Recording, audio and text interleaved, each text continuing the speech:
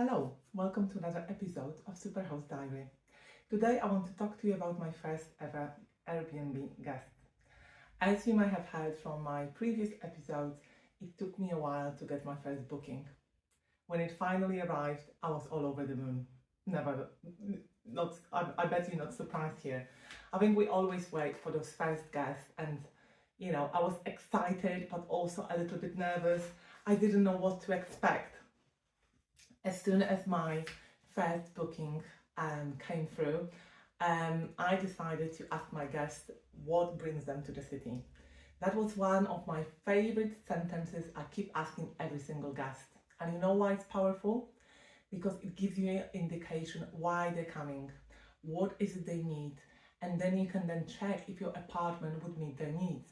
At the same time, it gives you a little bit of understanding of any red flags or potential problems. I did ask and I had the answer. And the answer I got was a couple of red flags. First of all, it was a guy that booked it. He said he's coming together with his couple of friends for a competition at university. Nothing wrong with that. But then he said something like, "We are very good students, we do not party." And I was like, red flag. Doesn't mean they do party. Then he said, "We are very clean and we do not destroy stuff." Bing! Why would he say that? Nevertheless, it was too late then to cancel any reservation, and it was my first booking. I said, I have to give it a go. I don't really have a choice. It was a 2-night booking, and as I said, excited and nervous. And on the actual checkout date, I decided to go together with my cleaner to check what the place is looking like. My heart was beating so fast. And to be quite honest, it wasn't only after first guest. I've got this tendency of going every single guest and checking the property. And the first few times, my heart was always beating because I did not know what to expect, what the apartment is going to look like. You know, I've heard all these horror stories about guests destroying properties.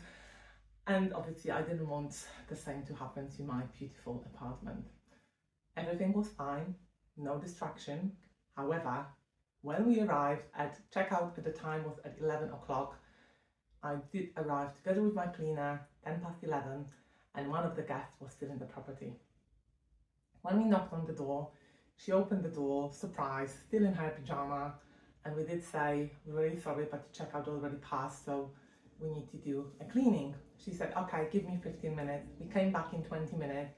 She was still there, brushing her teeth, no rush whatsoever. And unfortunately, at that point, we have to say, we're really sorry, but we do have to get to the property now because we've got guests coming very soon." Because it was another booking straight after. So we did go in, and as I said, this guest had no rush whatsoever to leave the property. She was doing all her stuff, packing her suitcase, etc.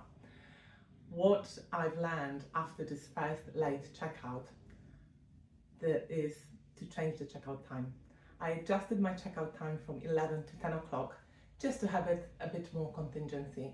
And also I instructed my cleaner to arrive at least 20 minutes to half an hour after the checkout time, so guests had definitely vacated the property by then. We've built this contingency, and after that we did not have really major problems with late checkout. What I've also learned is at the time, it was my first ever time to give a guest a review. And I will make a separate episode how the review system works in Airbnb, but ultimately you cannot see your guest review in full until you submit your review of the guest. And I had my mind was racing. Do I mention that someone stayed behind and they left late, or do I not? That was not the person that booked my apartment. It was one obviously of the guests. I think the property was booked for 3 people at a time. The other 2 left early for the competition. This one stayed late and meant to return the keys and lock everything up. I decided not to say anything. I've given the guest 5-star review because the place was clean. They did not destroy anything. And I thought I really, really wanted 5-star review from them as well as a host. And I thought if I do mark them down, they probably will mark me down too.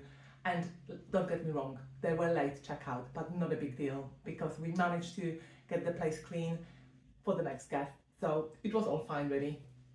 So I decided, at that time I understood It's important to know how you pick up your battles, what is important and what is it you can let go. So I decided to let go the late checkout, make the most of it in terms of learning, so adjusted checkout time, instructed the cleaner to come later, and set up another automated message on my Airbnb account with the reminder of the checkout times a day before.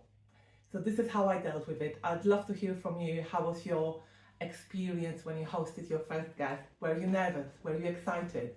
Did they leave the place clean? Did they destroy the place? Let me know in a comment below. I'd love to hear from you. And as usual, please like and subscribe, and I will see you next week in another episode of Superhouse Diary. Take care.